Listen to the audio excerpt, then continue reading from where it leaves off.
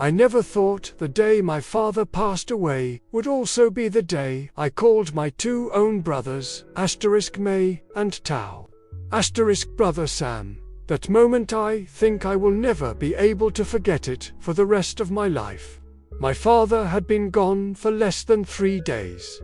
The smell of incense still hung thick in the air. The white chrysanthemums in the yard hadn't even wilted yet, and yet, the three of us, his 3 sons, were sitting around a small plastic table under the shade of the starfruit tree in the front yard. Not to recall old memories of our father, not to discuss what offerings to prepare for the 49th day ceremony, but to argue a heated argument about how we should build his grave. I sat in the middle. On my right was my eldest brother Bo. He's 6 years older than me, the pride of our family. He became successful early in life and was quite well off.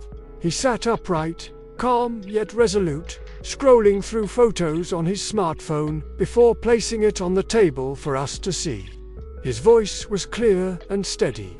"I've figured everything out," he said. "We'll build Father a proper tomb made of solid blue Thanhoa stone, carved with dragons and phoenixes. There'll be a roof and railings all around. I just called some local craftsmen. They said the total cost for materials and labor will be around 200 million hun. It'll be done in 10 days. Just in time for Father's 49th day. 200 million, that number echoed in the stillness of a morning house. It sounded so piercing, almost out of place. On my left sat my youngest brother, Min. He's 4 years younger than me. After high school, he went to work in a factory. Life hasn't been easy. His wife just gave birth to their second child. When he heard what our eldest brother said, I noticed his hands clenching tightly, veins bulging. He didn't look up. He just stared at the ground in silence for a long time. Seeing him quiet, my eldest brother continued, "Money isn't a problem. I'll handle most of it. Think of it as me fulfilling my duty to Father. You two just contribute whatever you can, as a gesture of respect. The main thing is, we need to do it properly, so our family can hold its head high in front of our relatives and neighbors. Father worked hard all his life. Now he deserves a beautiful resting place." That's when Min finally raised his head. His eyes were red, not from crying, but from the frustration welling up inside. He stared straight at our brother with an expression I had never seen before. His lips trembled. Then he slammed his hand down on the plastic table. The whole table shook violently, spilling the cups of tea. His voice cracked as he said, "That money should be used to feed my kids, big brother. Father lived his whole life in a wooden house. He doesn't need a fancy grave." He went on, his voice rising, as if everything he had kept bottled up for years was now breaking free. "Hold our heads high for who? Does Father need that, or do you asterisk? Father wore the same torn shirt, the same old sandals, eating plain rice with fish sauce his whole life. When he was alive, why didn't you spend a few tens of millions to fix the house so he could live more comfortably? Why didn't you buy him a proper bed so his back wouldn't hurt? Now he's gone, and you want to spend 200 million on a tomb for who to see? For the dead or the living?" The air turned heavy. I sat in the middle, completely frozen. I looked to my right. My eldest brother's eyes were filled with determination, but also irritation at being embarrassed by his younger brother. I looked to my left. Min was trembling, and tears had started rolling down his cheeks. Then the worst thing happened. My eldest brother, the one I had always respected, the one who had never raised his voice at Os's face, suddenly darkened. He pointed a finger straight at Min. "What do you know?" he snapped. "You're poor, and always like to argue.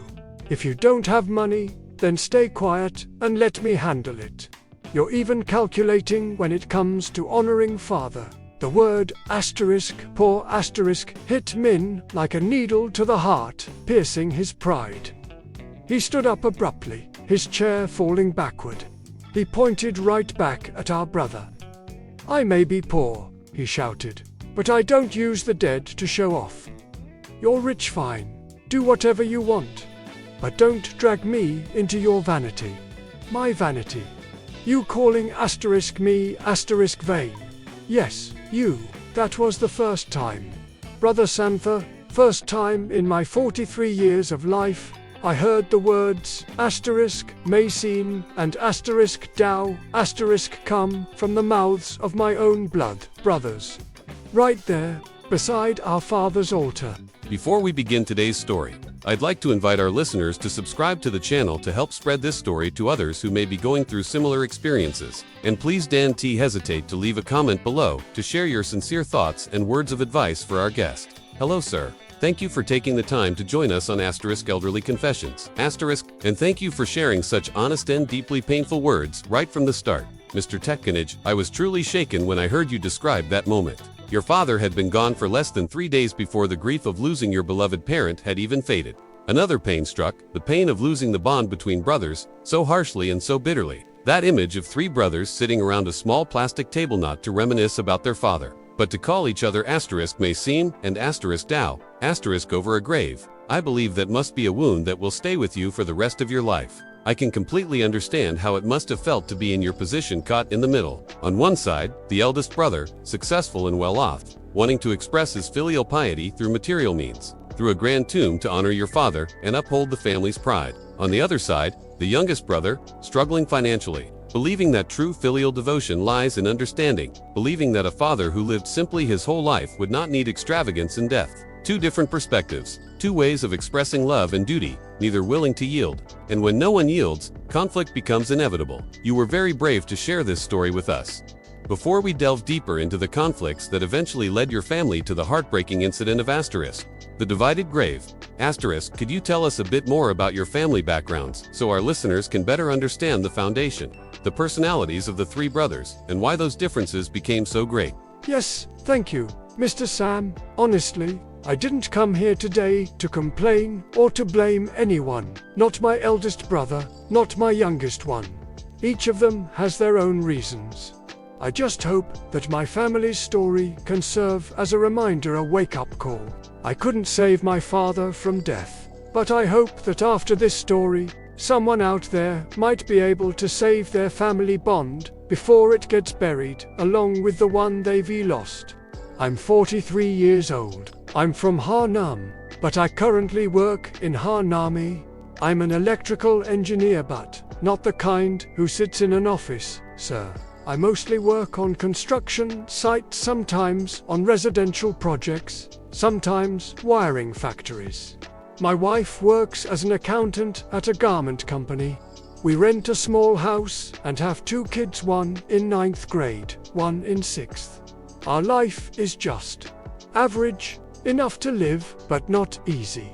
Some meals, honestly, we still have to calculate every expense. Back home, there are 3 brothers in my family. My eldest brother's name is Bo. He's 6 years older than me. He was always a bright student, the pride of our parents. He graduated early, started working, then ran his own business, so now he's quite wealthy. He has a house and a car in town. People look at him with admiration. I'm the middle child, my name's TH&H. I wasn't as good as my eldest brother, but I wasn't a troublemaker either. My life is just steady. Like I mentioned, I'm usually the one who steps in to mediate whenever there's tension in the family.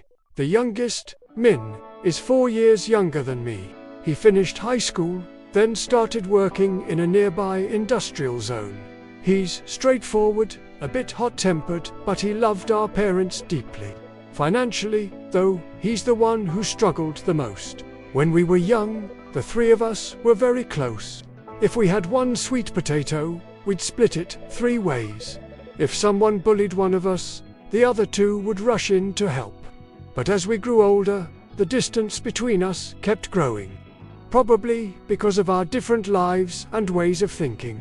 Until, when our father passed away, we ended up treating each other like strangers. Not because we hated one another, but because each of us held to our own beliefs, and no one was willing to take even half a step back. Asterisk, host, Mr. Sam. Asterisk, thank you, Mr. Tekanich, for sharing that so clearly. Listening to you, I can picture a very familiar scene in many Vietnamese families. 3 sons, each with their own circumstances and personalities. The eldest, both successful, financially stable, and inclined to show care through material things. The youngest, Min, struggling, honest, quick-tempered, and perhaps, because of that hardship, even more proud. And you, Mr. Takanich, the middle brother, always trying to keep the peace, living modestly and understanding both sides. You mentioned that these conflicts didn't just appear after your father passed away, but had been building for a long time. So, what was the first crack the event that marked the beginning of that distance between you 3? And more importantly, when your father was still alive, what role did he play in holding those tensions back? Guest, Mr. Thanh. You're right, Mr. Sam. This didn't start the day my father died. I think it began long ago, around the time my brother Bo became successful. It started when he came back home and built a new house for our parents, a beautiful one, with a flat roof that everyone in the village admired. That's also when he began using his money to take charge of every family matter, always deciding things his way. The clearest crack that I remember happened about 5 or 6 years ago, was about rebuilding our grandfather's grave. Our grandfather's old grave was just a simple dirt mound, overgrown with weeds. One day, my eldest brother came back, saw it, and said, "We can't leave Grandpa's grave like this. No wonder the family has no luck. We need to rebuild it properly." So he went ahead, hired the masons himself, chose the stone and tiles, decided everything without consulting us. After everything was arranged, he called the 2 of us together and said, "I've calculated it all. Rebuilding Grandpa's whole grave area, with marble tiles and a stone wall around it, will cost several tens of millions. I'll cover most of it too, to just contribute 10 million each." 10 million, at that time, was a huge amount for me and Min. I had to borrow some money to manage it. But I thought, it's for our ancestors, our duty as descendants, so I'll do it. But for Min, it was different. He had just gotten married. His wife was pregnant with their first child. They still owed the bank money for their small house. When he heard our brother's request, he stayed quiet for a while, then said honestly, "Brother, please understand. I really can't afford it right now. My wife is about to give birth. We don't even know where we get money for diapers or milk. You do what you need to do, but please don't ask us to contribute." When my eldest brother heard that, his face darkened. He didn't yell, not like at father's funeral, but his tone was sharp. "You're a son, a grandson. How can you say you won't contribute? You expect me to do everything alone? Don't you want our ancestors to bless you?" Min was young then, hot-blooded, and snapped back, "You can build it if you want, but I can barely feed my wife and kid. How am I supposed to pay for a grave? If our ancestors are truly sacred, they'd understand our situation. Whoever blames their own grandchildren for being too poor to rebuild a tomb?" The 2 argued back and forth, and I had to step in again. I said, "Big brother, you have better means, why not contribute more? Min's struggling right now, he can pay less or later. What matters is that we still care for each other." I said that, but deep down I knew the distance between them had already formed. My eldest brother started seeing Min as irresponsible and ungrateful. Min, on the other hand, thought our eldest brother was showing off, using money to assert control. Since that day, every time our eldest came home, Min would avoid him, barely speaking, rarely sitting down together anymore. So, it was right from the matter of renovating your grandfather's grave that the conflict began, a clash of views about filial piety, expressed through money and financial responsibility. Your eldest brother believed that all descendants must contribute, while your youngest brother felt that it should depend on each person's circumstances. And that quiet tension kept smoldering until your father passed away, when it finally burst into flames. When your father was still alive, did he know about all this? And as you said, he was the one who kept everything together. What exactly did you mean by that?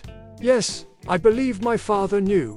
He didn't say anything, but I could see it in his eyes. I knew he was sad. My father wasn't an educated man, but he was very deep, very wise in his own way. He was strict, Mr. Sam, but he never once hit us, not even with a switch. He never shouted or cursed. My father only needed to stay silent. Just one look from him was enough to make all three of us freeze in fear and fall silent. I remember one time, right after the incident with my grandfather's grave. It was during Lunar New Year. All the brothers had come home. My eldest brother and Min, the youngest, started arguing again about something. I can't even remember what. My father was sitting outside drinking tea. He heard it all. He didn't say a word. He stood up, walked into the house, put his teacup on the ancestral altar, then turned to us. He looked straight at the three of us and said, very slowly and clearly, "If my three sons ever fight because of money, I won't be able to close my eyes even after death."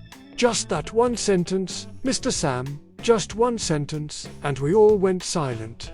The air turned heavy, like the whole room was sinking. From that day on, no matter how angry we got at each other, we never dared raise our voices in front of him. We still respected him. We still feared him. My father used to say, whenever there was a family gathering or an ancestral death anniversary, a grave isn't a mansion or a fancy car that you can build up to show off. A grave is a place for the family to come together, a place to remember, not to boast. I still remember those words so clearly, but back then, I didn't really understand how deep they were.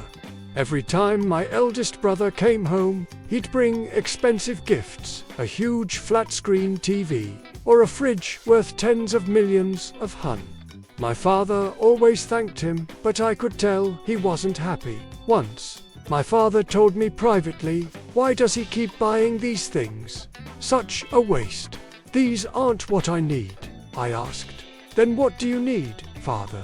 He looked out into the yard, sighed, and said, "I just hope that after I'm gone, you boys will still sit down and share a meal together, like you used to." When I heard that, my throat tightened. My father knew everything. He saw every crack, every growing distance between us. He used all the authority he had to hold it together. He was like a dam, keeping the flood from breaking. But when he passed away, that dam collapsed, Mr. Sam. There was no one left for us to fear. No one left for us to respect. No one left to say, "If you fight because of money, I won't rest in peace." And when that happened, all the pride, resentment, and long-suppressed differences came pouring out, washing away whatever brotherhood was left. Mr. Tnech, hearing you say that, I can truly feel the weight your father carried in your family. He didn't need to shout or punish. Just one look, one sentence, was enough to keep his three sons together, even with invisible cracks already forming. He was like the last thread holding you all, thin but unbreakable, made strong by respect and fear. And then, as you said, that thread finally snapped. That fateful day came. Could you tell us about the moment you received the news of your father's passing? And what happened in those awkward, sorrowful days that followed the funeral? I believe it's often in those most painful and confusing moments that the true nature of long simmering conflicts begins to surface. Yes, just mentioning it still makes my chest tighten, as if it all happened only yesterday, Mr. Sam. It was a Monday morning, I remember it clearly. I was on site, wiring the third floor of a house in CSU Giffey. The sun was blazing. I was standing on the scaffolding, my shirt soaked in sweat, joking with the crew that if we finished early, we'd grab a few cold beers to cool off. Right then, my phone started buzzing violently in my pocket. I pulled it out. It was a call from Uncle HNG, our neighbor back home. My heart suddenly sank. He rarely ever calls me, only when something serious happens. I quickly climbed down and found a quiet corner to answer. The moment I pressed accept, his voice came through breathless, panicked. "TH&H, you need to come home right now. Your father has passed away." Mr. Sam, I couldn't believe what I was hearing. I asked again, "What did you say, Uncle? What happened to my father?" He spoke between short, heavy breaths. "He's gone, son. This morning I stopped by to invite him to breakfast, but no matter how much I called, he didn't answer." I looked through the window and saw him still lying there on the bed. I thought maybe he had overslept, but when I called some people to break the door open, he was already gone. He passed away peacefully in his sleep. I just stood there, the world spinning around me. My ears went numb. Just the night before, I had called him, reminding him to eat properly and to wear something warm since the weather was getting cold. He had even laughed and said over the phone, still sounding strong, "I may be old, but I'm not senile yet. You don't have to remind me every day." And yet, the next morning, he was gone. I don't even remember what I said to the site supervisor after that. I don't remember how I packed up my tools. I just remember running out into the street like a madman, waving down a taxi, stammering, "Take me to GOPT bus station. Please, hurry." In the taxi, my mind went completely blank. My heart was pounding like a village drum. I stared out the window. Cars, buildings, everything just blurring past. I tried to cry, but I couldn't. Not because I wasn't in pain, but because I still couldn't believe it. I kept telling myself there must be some mistake. That when I got home, I'd see my father sitting out on the porch, drinking tea. That he'd look at me and say, "What's with all the rushing round?"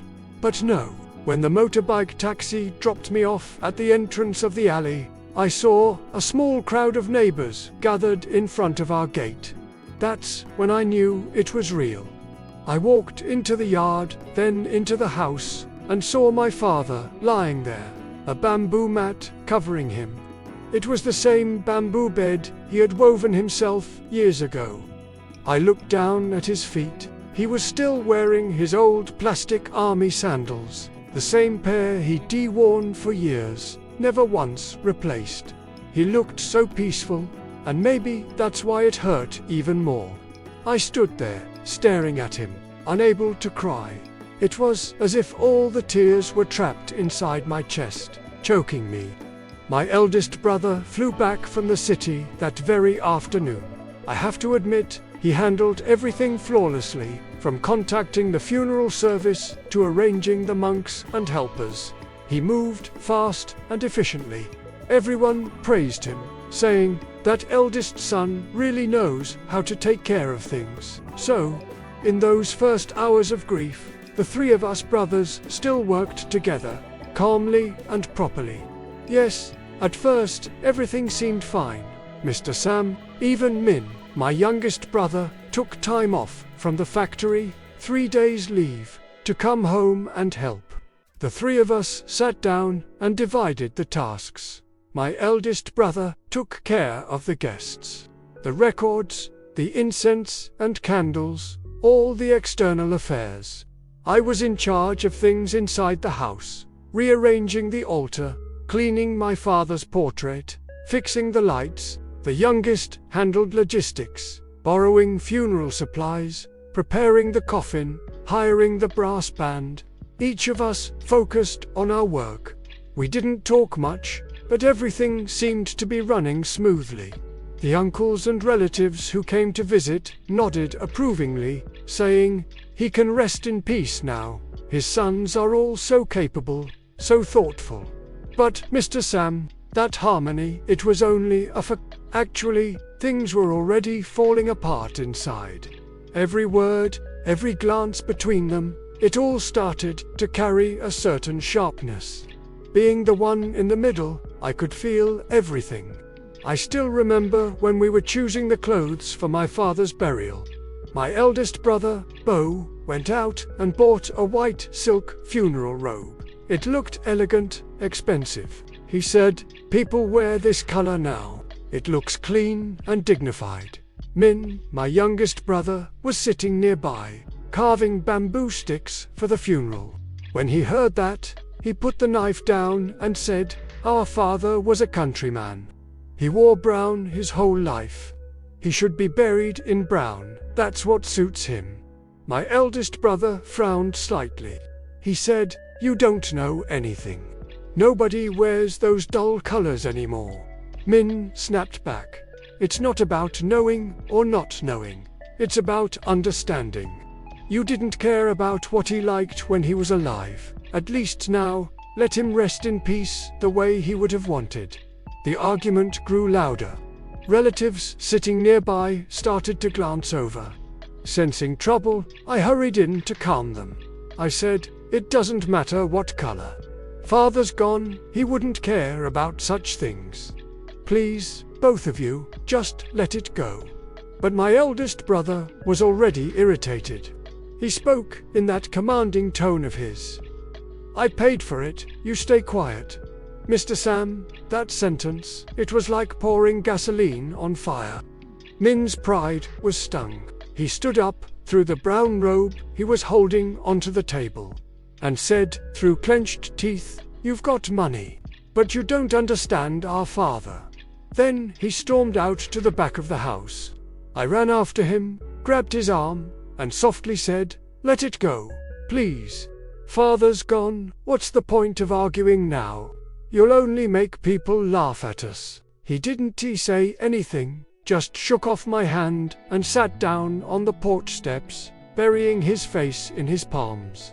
I knew his heart was breaking too. And mine began to crack. Little by little, every word, every argument, cutting deeper and deeper. That uneasy feeling hung over the house during all those days of mourning, like a storm waiting to break. And it finally did, at my father's burial. That was when the next explosion came. Over where to lay him to rest. Just something as small as the color of his burial robe had already caused a fight. The eldest wanted dignity, something modern.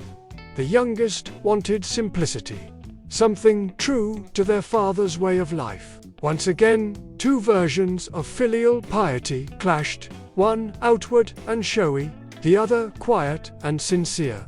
And that sentence, "I paid for it, so you shut up," I believe it carved the gap between them even deeper. So, what about the burial itself? You said there was an even bigger argument. Didn't your father leave any instructions about where he wanted to be buried? He did, I said. Very clearly. My mother passed away 4 years ago. After her 49th day memorial, my father gathered the three of us in the yard. He pointed toward a small plot at the end of the old village cemetery, our family Estland. He said, "When I go, I want to rest next to her. Your mother's alone. There, she'll be lonely. When my time comes, bury me beside her." That was all. Simple as that. Our mother's grave was in the corner of the old cemetery, not a big space. Beside her, there was just enough room for one more grave.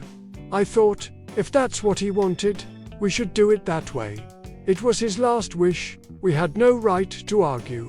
But my eldest brother disagreed. When we sat down to discuss the gravesite, he shook his head. He said, That spot's too low. The soil's soft. It'll flood in the rainy season, maybe collapse. That's bad luck. Min immediately shot back. Then we'll raise the ground higher. Father said he wanted to be next to Mum. How can you not respect that? My eldest brother sighed and replied in that lecturing tone, "You don't understand. Building a grave isn't just digging a hole. You have to consider the land, the direction, the feng shui. I already consulted a geomancer. He said the eastern hill is better. The energy lines there are strong. If we bury him there, it'll bring prosperity for the next generations. I'm doing this for him, and for you, too." And there it was again. Feng shui, good fortune, prosperity for the descendants. Min laughed bitterly. Feng shui, or whatever, but fathers will matters most. You just want a fancy grave to impress people, to show off how well off you are. You're not thinking about father, you're thinking about yourself. The two of them went at it fiercely. One argued for science and geomancy, the other for honoring a father's final wish. Once again, I had to stand in the middle, trying to calm the storm. I said, let's just do as father asked. Bury him beside mother, the way he wanted. A few days later, I tried to ease things. I told them, later, if you're really worried, we can always move father's remains or rebuild the grave. But right now, he has just been laid to rest. Arguing at this moment only makes people laugh at us. After that, both sides finally agreed, or at least pretended to. I thought it was over. But no, Mr. Sam, it wasn't. Right after father's burial, when everyone was still exhausted, sweat barely dry on our foreheads, that's when the real tragedy began. You mean the argument over the 200 million grave you mentioned at the start of the program? Yes, I replied. That's the one. It happened not even 3 days after we buried him. 3 days, sir. My eldest brother came home carrying a leather briefcase. He opened it and spread a colored A4 paper on the table. I can still see that drawing clearly. It's burned into my memory. It was a blueprint for a massive stone tomb, 5 tiers tall, with curved roof edges like a pagoda. Dragons and phoenixes were carved all around it, 2 stone lanterns on either side, incense burners, and railings enclosing the whole thing. It didn't look like a grave, it looked like a miniature royal mausoleum. He pointed at the design, voice brimming with excitement. I know a famous stonemason team from Nin B&H. They made this custom design just for our family. No one else in the village will have anything like it. They'll finish in 10 days. The price is fair, around 200 million. I was still speechless, unsure what to say, when Min, my youngest brother, suddenly spoke. He didn't yell, he didn't curse, he just smiled, that bitter, tired kind of smile. He looked at my eldest brother, then at the drawing, and said, with quiet sarcasm, 200 million. Are you burying father, or burying my family's future? That one sentence, it was like striking a match to gasoline. My eldest brother's smile disappeared instantly. He slammed his hand on the table and shouted, "Father's dead, and you're still stingy about money. I already said I'll pay the most. I only asked you to contribute a little, just as a gesture of respect.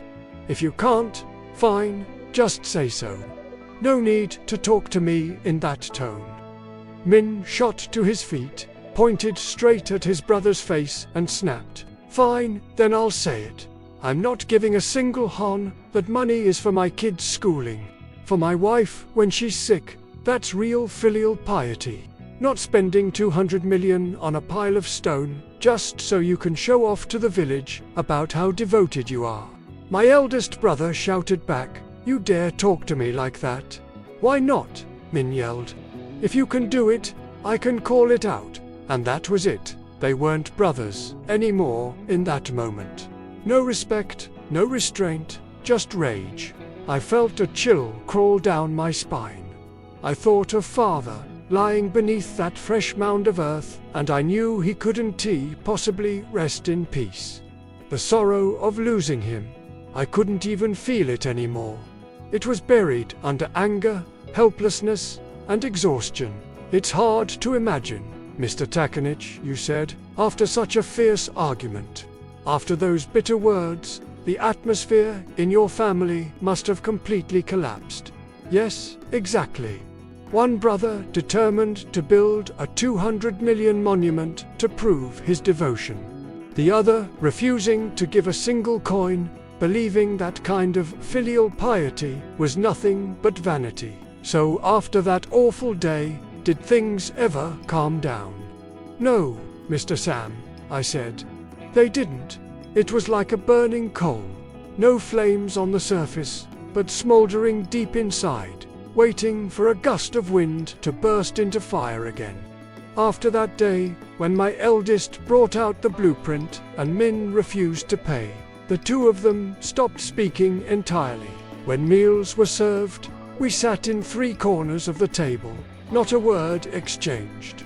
The air in the house grew so heavy I could barely breathe. As the one caught between them, I was miserable. I kept running back and forth, talking to my older brother, then to my younger one. But neither would bend. My eldest brother still stood firm in his belief. "I'm doing this out of love for our father," my eldest brother said. "I want him to have a proper, dignified grave. If they don't understand that, fine, I'll handle it myself." But Min, my youngest brother, was still burning inside. "Does he love father?" he said bitterly, "or does he just love his own pride? 200 million won't bring the dead back. I'll never accept using the dead to show off for the living." Each had their own reasoning. Each was convinced they were right. And the most painful part, neither would give in. I was exhausted. So I stepped in, trying to find a middle ground. I said directly to both of them, "Look, why don't we all compromise a bit? We don't need a grand 200 million tomb, but we also shouldn't just pile dirt and call it done. Let's use simple stone. Build something neat, respectful, with a proper headstone and engraving. It'll probably cost only a few dozen million. Min and I can help with the cost." At that moment, I saw my eldest brother nod faintly, maybe just to end the talk. Min said, "If it's simple and he agrees, I've got no problem." I felt such relief. I truly believed that was the end of it. I even told them both, "Let's take it slow. Wait until after Father's 49th day, then we'll plan carefully." But Mr. Sam, I was naive. I underestimated my eldest brother's pride. A week later, while I was working in Hanoi, I got a call from our neighbor, Uncle Akangi. His voice was hesitant, uneasy. "Than, you might want to check on your brother. He's got workers digging all over your father's gravesite. There are trucks bringing in stone, sand, steel. The whole place is full of noise. It doesn't look right." When I heard that, my hands and legs went weak. He hadn't told me. He hadn't told Min. He just went ahead and made every decision himself. I immediately asked for leave from work, grabbed a motorbike taxi, and rushed to the bus station to go home. When I reached the edge of the village and walked toward the cemetery, I froze. The scene before me, a massive foundation already dug up, rebar lattice in place, masons mixing concrete, and a truck unloading slabs of green stone. Just one look, and I knew he was building exactly the 200 million design. "So your eldest brother went ahead with it alone, despite both of you opposing it?" "Yes," I said. "He acted like it was his private business. Like our father was his father alone." Not long after, Min must have gotten word to a peak. He came roaring up on his motorbike, his face red with fury. He took one look at that foundation, at the workers, and he was shaking with anger.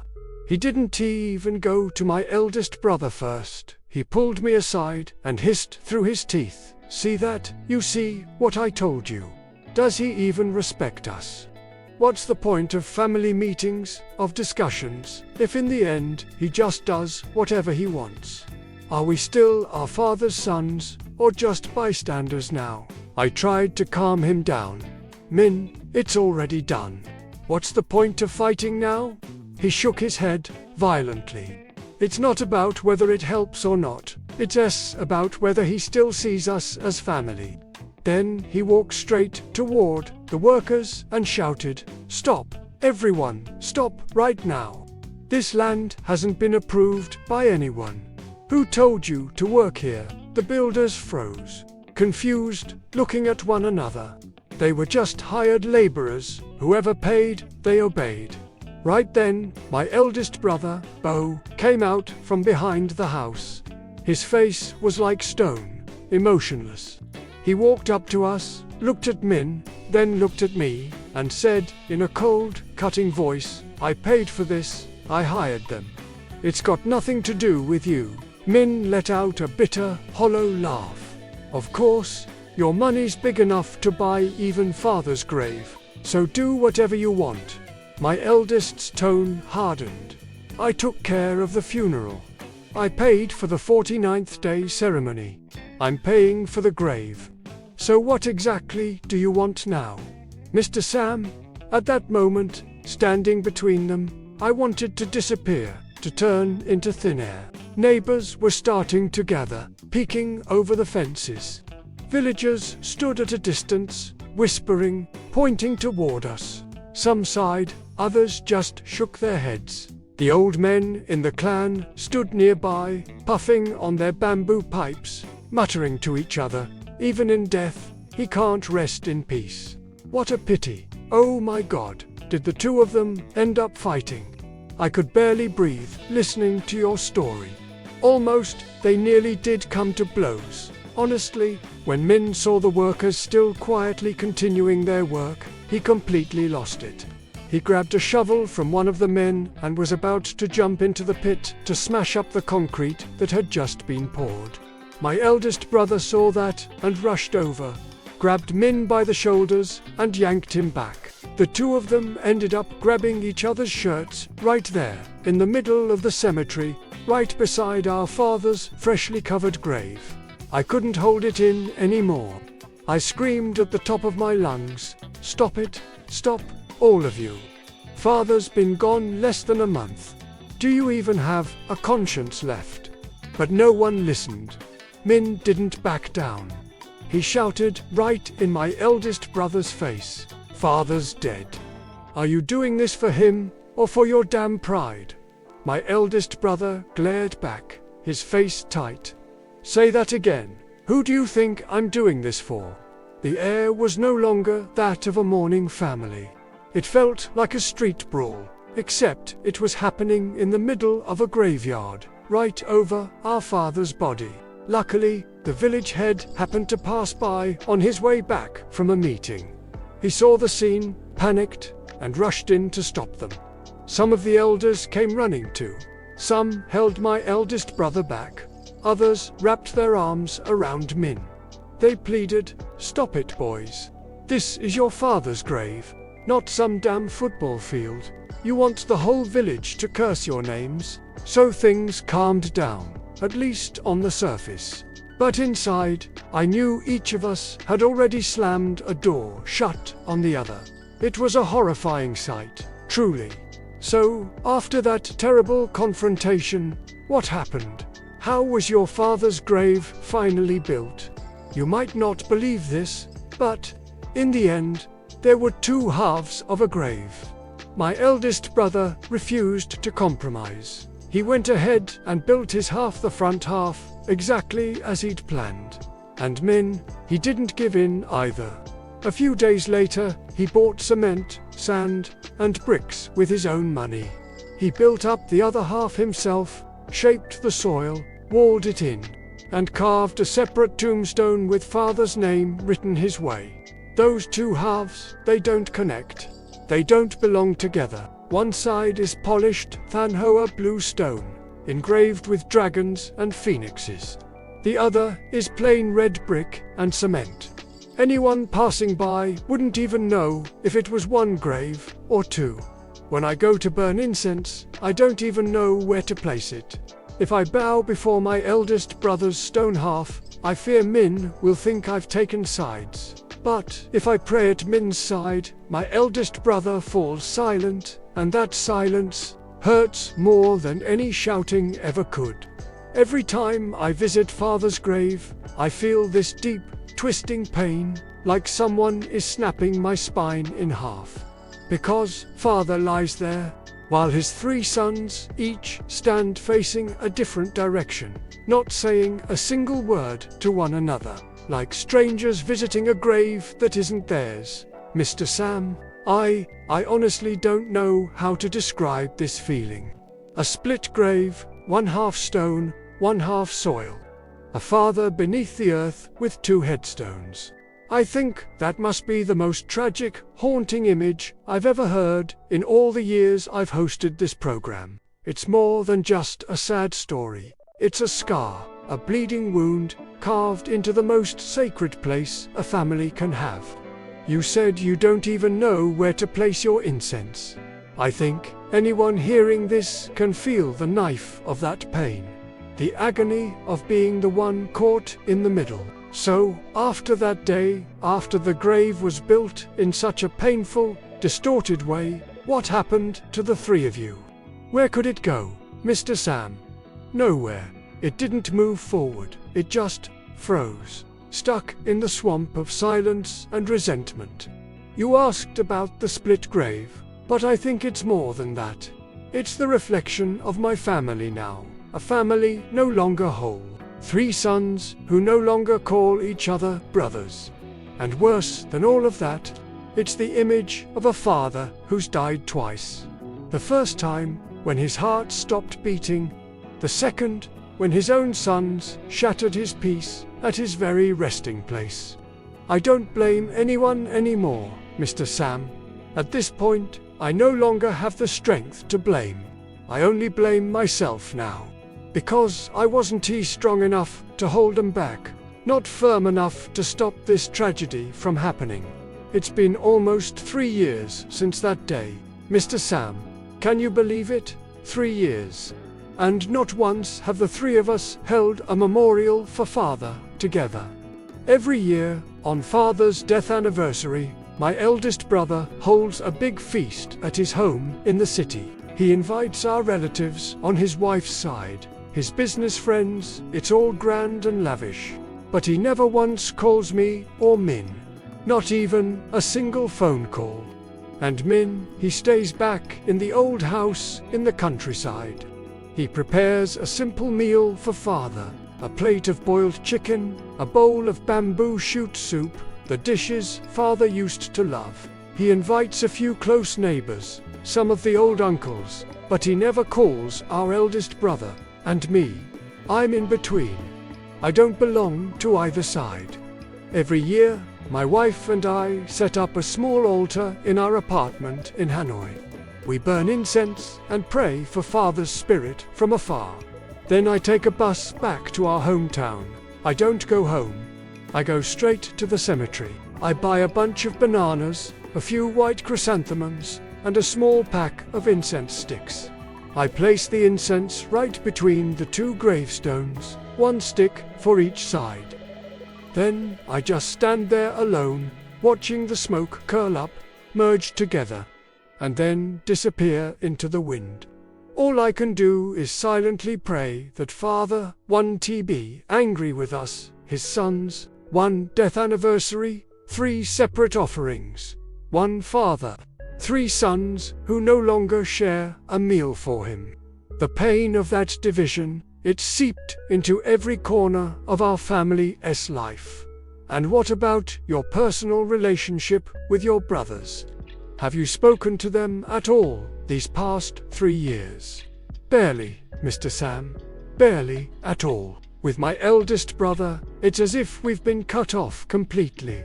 After that incident, he stopped seeing me as his brother. I think he believes I sided with Min, just because I didn't support his idea of the 200 million. The first year after father passed, I mustered up all my courage and called him. All I wanted to say was, "Brother, maybe this year we could go home and hold the memorial together for father." But before I could finish the sentence, he recognized my voice. And he just said coldly, "I'm in a meeting," then hung up. I sent him a long message afterward, pouring out everything in my heart, telling him I wasn't on anyone's side, that I only wanted our family reunited so father could rest in peace. He read it, I saw the scene mark, but he never replied. Since then, I haven't dared to call him again. As for Min, it's different. He still talks to me, but he's cold. If there's something that needs to be said, he says it. If not, there's silence. He still keeps my number, and once in a while, when something happens back home, he'll text a short, blunt message. But he doesn't call me Big Brother anymore. He just says, "You." I remember one time, about a year ago, when I went back to the village, I called him to meet me at the tea stall by the gate. I wanted to talk, to make peace. I asked him, "Min, do you still resent me because I didn't take your side that day?" He took a sip of tea, eyes staring off somewhere far away. Then he shook his head and said, "I don't resent you." I was so relieved in that moment, I thought, thank God, at least I still have one brother. But then he said something that cut deeper than any anger ever could. He said, "I don't resent you, I just don't see you. You're invisible, invisible." Mr. Sam, do you know how much that hurts? To your little brother, the one you love, you've become someone who doesn't even exist. He said, that day, when we fought, you stood in the middle and couldn't stop either of us. You didn't say anything clear, didn't take a stand. You just kept saying, "Calm down. Each of you give in a little." That kind of half-hearted peace meant nothing. It didn't help anyone, it just made you invisible. You had no voice, no presence. And the worst part, Mr. Sam, he was right. I really had become invisible. Invisible to my eldest brother, invisible to my youngest. I wanted to be a bridge, but in the end, I couldn't connect either side. I just hung there, suspended between them, drowning in guilt. I've blamed myself so much that sometimes I dream of father. He doesn't speak in those dreams. He just sits on the old chair in front of the house, looking at me, his eyes filled with sadness and disappointment. I wake up drenched in sweat, my chest heavy as stone. I keep thinking, if only that day I'd been stronger. If only I'd slammed the table and said, "Money doesn't matter. Father's will comes first. No one goes against it." If only I'd been strong enough to drag both of them back to sit down and talk, maybe, just maybe, things wouldn't have come to this. But I didn't, because I was the middle child. I was afraid of upsetting my older brother, afraid of hurting my younger one. I was afraid of breaking the fragile piece that was left. And in the end, what's left of that piece now? Nothing. My father used to say to me, the middle child, I am entrusting you to keep the fire alive in this family." I still remember those words to this day. But I couldn't keep it. That flame has gone out. Anhat Takanesh, I'm not angry with you, I just see you as someone invisible. I kept thinking about what your younger brother said. I believe that for someone like you, someone who has always tried to stand in the middle, always tried to keep the family's flame alive, no word of blame, no punch to the face could ever hurt more deeply than those two words, invisible. It's a denial of your existence, of your effort, of your place within your own family. You tried to be the bridge, yet both sides pushed you away. You've been drowning in guilt, believing you weren't strong enough, not firm enough. You've blamed yourself for failing to keep your father's final wish. But, Mr. Takanich, as someone who has listened to your story from beginning to end, please allow me to say this. Your younger brother was wrong. You are not invisible, far from it. In this tragedy, you are the one who is most vividly present. Your eldest brother, as you said, lives in a world ruled by money and pride. He sees everything through the lens of achievement, of how things appear to others. He exists as a symbol of success, yet he is invisible to the pain and hardship of your youngest brother. Min. In Min, he's trapped in a world of struggle and wounded pride. He sees life through the lens of bitterness and sensitivity to the divide between rich and poor. He exists as a voice of rebellion, yet he too is blind to his eldest brother's misguided desire to express filial piety in his own way. Only you stand between these two worlds. You understand your eldest brother's reasoning, even if you don't agree with it. You feel your youngest brother's pain, and you still love him. You are the only one who carries the sorrow of both sides. You are the only one who still remembers your father's words about sitting together at the same table. You are the only one who, after nearly 3 years, still goes alone to light incense between the two halves of a divided grave. How could someone who bears the grief of an entire broken family ever be called invisible? No, sir, you are not invisible. You are the only one left, still trying to hold on to the soul of this family. You did not fail to keep the fire. You are the fire, the last remaining flame, faint but still burning, lonely yet alive. Mr. Satmai, I don't even know what to say after hearing your words. For almost 3 years now, I've been living with this heavy sense of guilt. I've always thought of myself as a failure. I kept thinking, if only that day I had done things differently. If only I had been more decisive.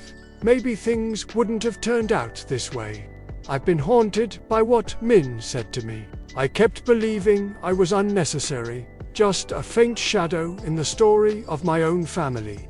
But after hearing your words, I realize you're right. I'm the only one who still feels pain for everyone. My eldest brother, I think he no longer hurts.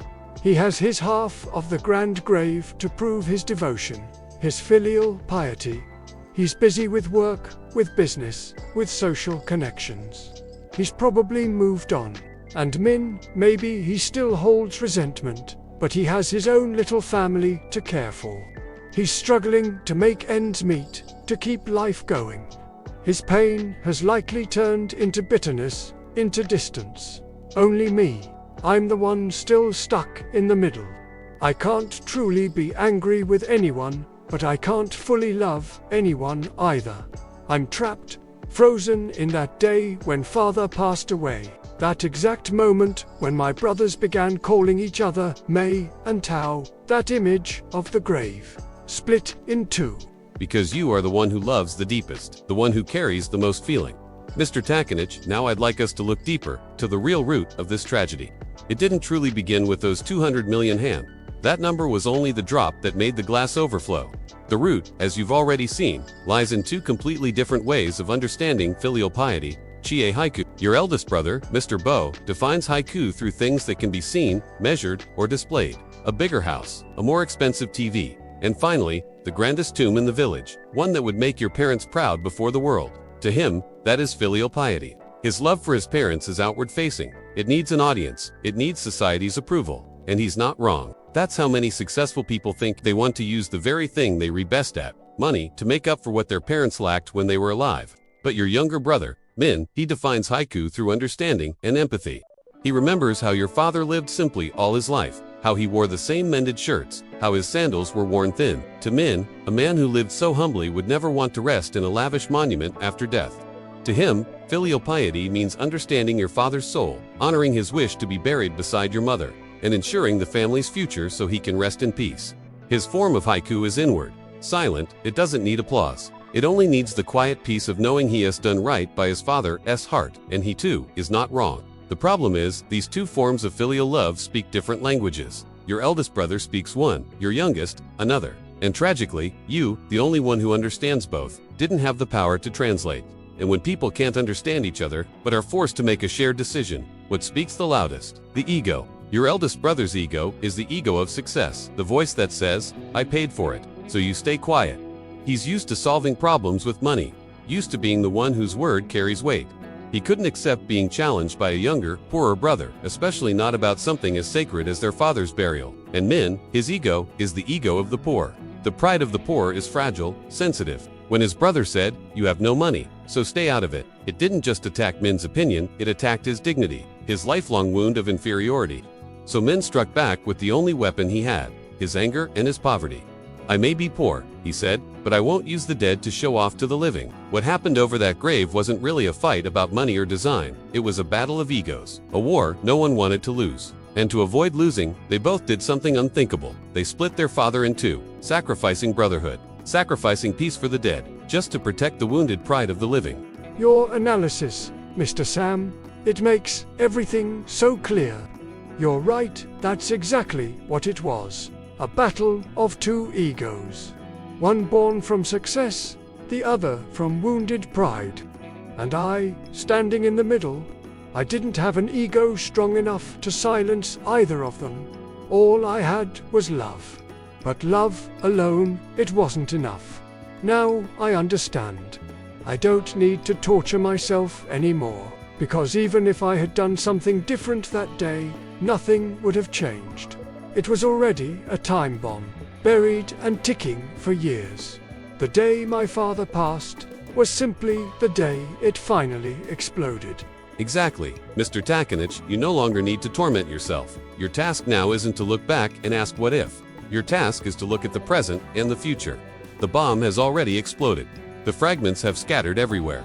Your family, it's broken. That's the truth, but you said it yourself. You are the one who keeps the fire, and even a flickering flame is still a flame. It still gives warmth. It still has the power to spread.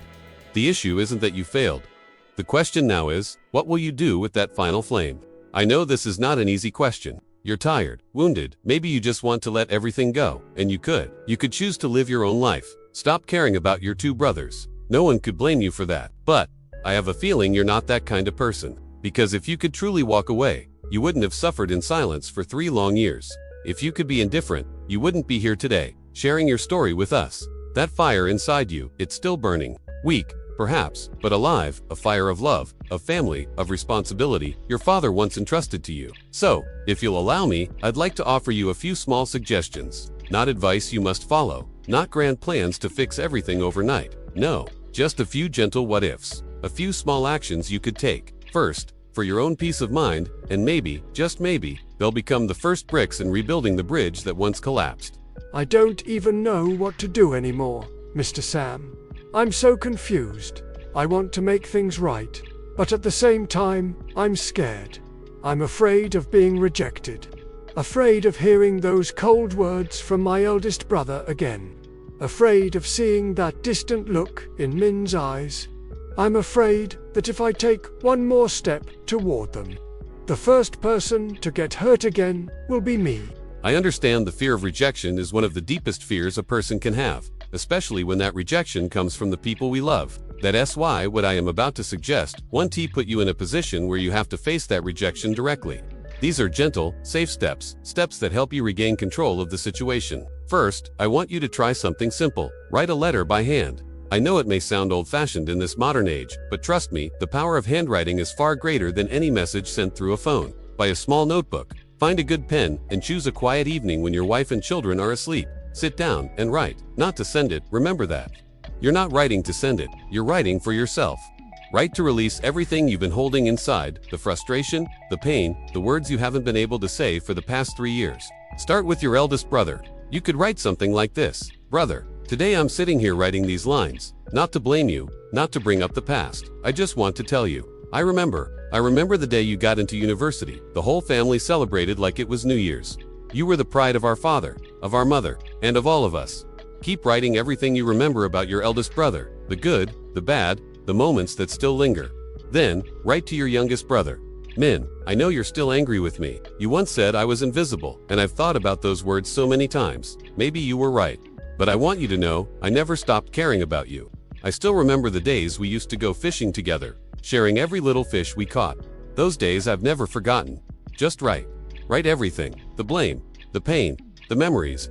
The paper won't judge you. It will simply listen. And as you write, you'll start to notice something. The chaos in your heart will slowly begin to take shape. You'll understand yourself better. And most importantly, you'll begin to feel lighter, as if a heavy, invisible burden that's been pressing on you for 3 long years has finally begun to lift. When you're done, fold the letter and put it away in a drawer. You don't have to send it, because by writing it, you've already spoken and you've already begun a quiet, healing conversation with your own pain. I've never thought about that before. Honestly, I've always kept everything bottled up inside. and it just kept burning quietly, never going away, just hurting. But what you said makes sense. Writing not for someone else to read, but to let myself breathe, to feel lighter. Maybe I do need to talk to myself first, before I can find the courage to talk to anyone else. I think I'll give it a try. Very good, Mr. Takanich. And after you've written, after you've poured out everything and felt some of that tightness in your chest loosen, I want you to take one more step. A small one. Pick a beautiful, peaceful day. Buy a bouquet of white chrysanthemums, the kind your father used to love. Go to his grave. But don't light the incense just yet. Instead, place the bouquet right in the middle, between the two halves of the tomb, right on that thin line of divided earth. Let that bouquet be the symbol of your effort to heal, to mend. Then take a few steps back, pull out your phone, and call your eldest brother or your younger one, whoever you feel more ready to talk to. You don't need to say much, just something simple, gentle. Brother, I'm at Dad's grave. The weather's nice today. If you have time, come by for a bit. We don't have to talk, just light a stick of incense for him. Say that, and then hang up. No pressure, no begging, no long explanations. Whoever comes, cherish that. Whoever doesn't, that's all right too. Because you will have already done your part. You'll have opened a door, even if it's just a small crack. Whether they choose to walk through it or not, that's up to them. But by doing this, you won't be putting yourself in the position of being harshly rejected. Even if no one shows up, you'll still be there with your father, with the bouquet of hope, still the loving son, still the caring brother. You'll lose nothing, but you will have planted a seed, and who knows, one day, that seed might grow. You know, the way you put it, it feels so much lighter than I ever imagined. All this time, I thought that reconciliation had to mean sitting down, together, talking things through, apologizing, crying, making a big scene. That idea terrified me. I was so afraid of those confrontations. But you're right, sometimes all it takes is a single, quiet moment, just standing side by side in silence before our father's grave. That small, wordless moment might heal more than 1,000 apologies ever could. I think I'll try it someday soon. I'm truly glad to hear you say that. And if you're willing, there's one more thing you can do. Something small, but with a weight far greater than it seems. Go home and look for your family's old photo album. I'm sure every family has one. Find a picture, just one of the three of you when you were still little. Back when there was no talk of wealth or poverty. Back when men still followed you everywhere, when your eldest brother was the proud big brother you both looked up to. A photo where all three of you were smiling. A pure, innocent smile, untouched by life's worries. Take that photo to a print shop. Have it enlarged a little and laminated carefully. Then, the next time you visit your father's grave, bring that photo with you. Place it right at the base of the tombstone in the middle, between the two halves. You don't need to tell anyone about it. You're not doing this for your brothers to see, you're doing it for your father to see first. You can set the photo down and whisper to him softly, "Dad, this is what we used to be. We're trying to find our way back to that again." It's a symbolic act, but one that carries immense power, because it speaks directly to memory, to that quiet, buried place inside every soul. Maybe one day, when your eldest brother visits alone, he'll see that photo. Maybe men will see it too. And in that moment, when they see their younger selves, standing beside their brothers, smiling, something inside them might break open. Perhaps that hard shell of pride might soften, and maybe, just maybe, your father, from wherever he is, will help his sons find their way back to one another. That photo, what you said, just reminded me. I remember one taken when I was in 6th grade. The three of us were standing in front of the old village school gate. Min was still just a little kid, standing in the middle, his arms around both of us. My eldest brother looked so mature, almost grown up already, and all three of us were grinning from ear to ear. I still remember it was my father who took that photo. He said, "Smile big, so when you grow up and look back, you won't regret it." God, thinking of that now, those words, I just want to cry. Maybe he somehow saw what was coming.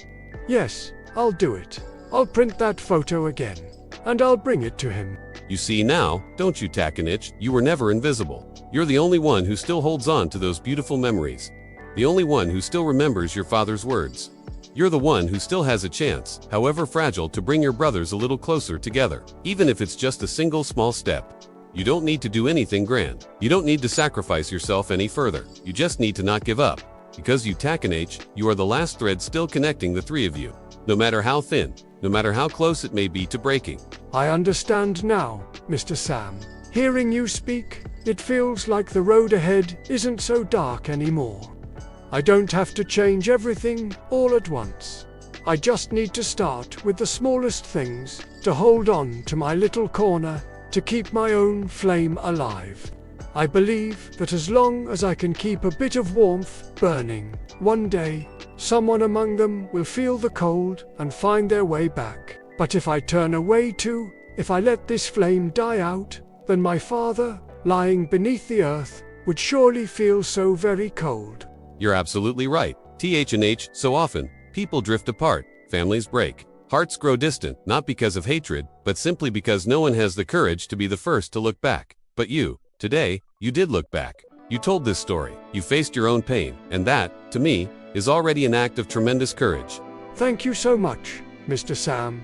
It's not really about your advice. It's about the fact that you were willing to sit here and listen to me all the way through. It's been such a long time since I've had anyone I could truly open my heart to like this. Now that I've said it all, I feel so much lighter. There's just one thing I want to say before we end. My father's grave. It's still there, still split in two, stone on the left, earth on the right, two names carved in different hands.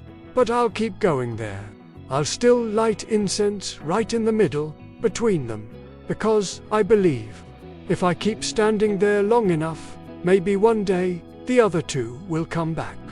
And even if they don't, at least my father will never have to lie there alone.